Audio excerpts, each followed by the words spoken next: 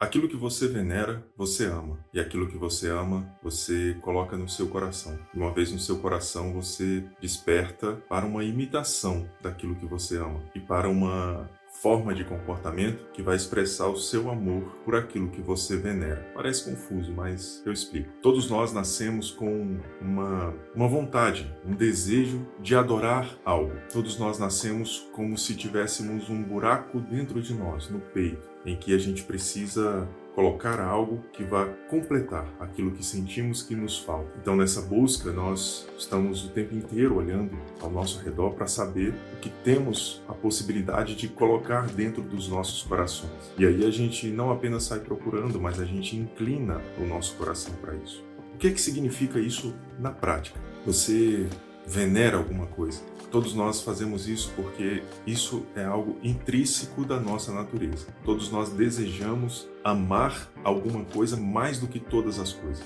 Mesmo que você não concorde nesses termos, mas isso é um aspecto intrinsecamente humano. Amar uma coisa acima de todas as outras coisas. Porque nesse amor existe alguma esperança de que nós encontremos aquilo que nos falta. E em encontrar o que nos falta, nós preencheremos o nosso coração.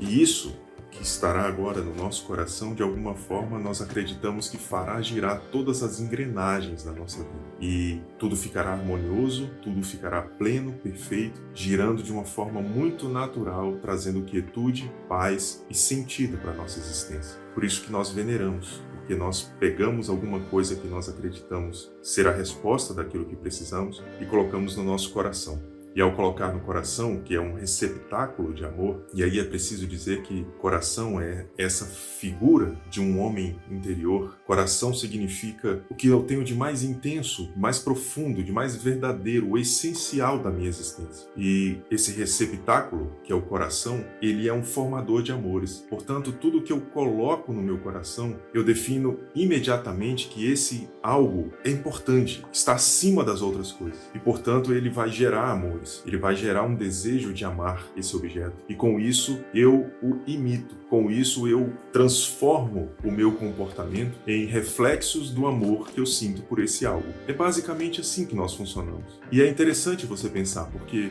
se você ama o seu trabalho, se você venera nesse sentido de adoração, de algo que completa, que preenche completamente a sua vida, se esse algo é o seu trabalho, você coloca o seu trabalho no seu coração. E ao fazer isso, você começa a deixar evidente, a partir dos seus comportamentos, que tudo vai girar em torno desse trabalho. Ele tem a primazia, ele tem as respostas, ele tem a total atenção do seu coração. Portanto, tudo ao seu redor vai girar em torno da satisfação do amor para o objeto que você colocou no seu coração. Se você venera um artista, se você adora um influencer nesse sentido de colocá-lo como algo acima de tudo, você vai colocar esse artista no seu coração. E pouco a pouco, os amores da sua vida serão gerados a partir da veneração por esse artista. Ou seja, você vai imitá-lo no seu comportamento. Talvez hoje você não seja a pessoa que vai colocar pôsteres,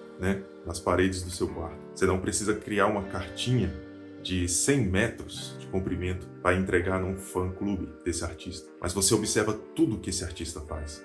Você observa os bastidores. Tudo que é importante para esse artista passa a ser importante para você.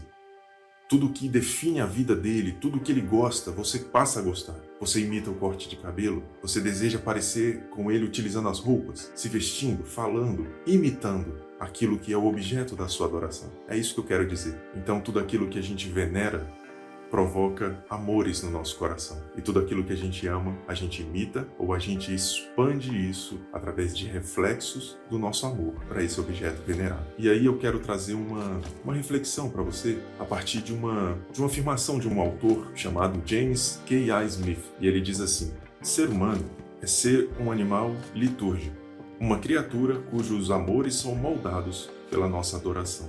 Uma criatura cujos amores são moldados pela nossa adoração. Pense nisso. Há um trecho do discurso de um escritor chamado David Foster Wallace. Um discurso que ele faz quando ele foi paraninfo de uma formatura. E eu queria passar algumas partes desse discurso só para você entender, dentro desse contexto do que a gente está falando. Então preste atenção.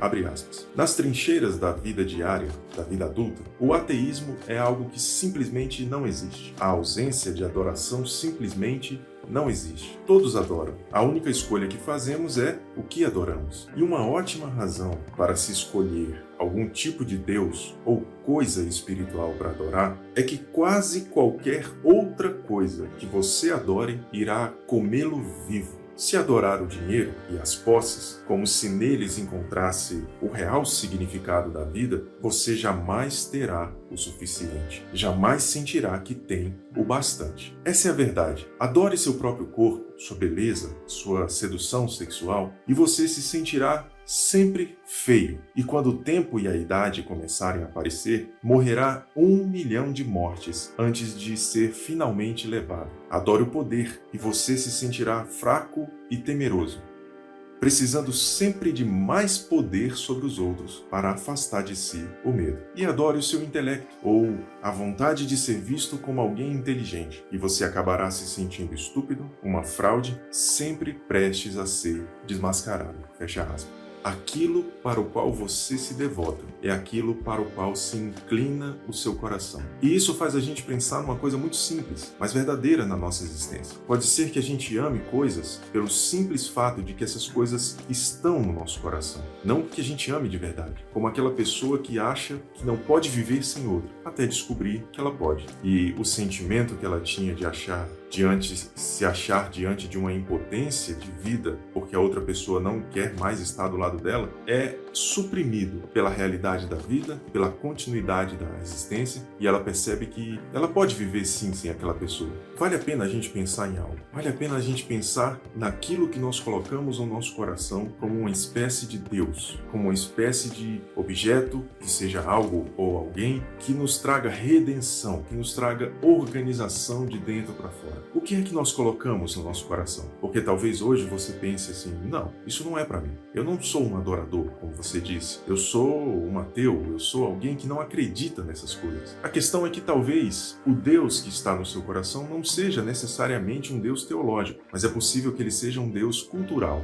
E como esse discurso do David Wallace que eu citei, é possível que aquilo que não é espiritual, de alguma forma, e habita os recônditos do seu coração, tenha o poder de te destruir de dentro para fora. Se for o dinheiro, se for as posses, se for o materialismo, você nunca vai achar que tem o suficiente. Se for a beleza, se for a sedução sexual, você vai estar sempre se sentindo inferior a outro alguém, porque a beleza não tem um padrão, porque as pessoas são bonitas de formas diferentes, e você vai estar sempre se sentindo ameaçado pela beleza de outra pessoa. Se for o poder, se for a ânsia por ter poder, domínio sobre alguma coisa, é provável que você se sinta sempre com medo de perder esse poder. E por isso você precisa gerar poder ou mais poder sobre as pessoas de alguma forma. E se for a tua inteligência, em algum momento, diante de outra pessoa inteligente, você vai se questionar se você não é uma fraude, se você não é alguém que simplesmente sustenta uma imagem que não condiz propriamente com aquilo que você é por dentro. Esse é o problema dos deuses culturais que a gente coloca no nosso coração. Então talvez valha a pena hoje refletir o que é que habita no meu coração. O que é que coloca no meu coração uma engrenagem que faz toda a minha vida voltar para o sentido de venerar e cultivar o que está dentro de mim. Pense nisso.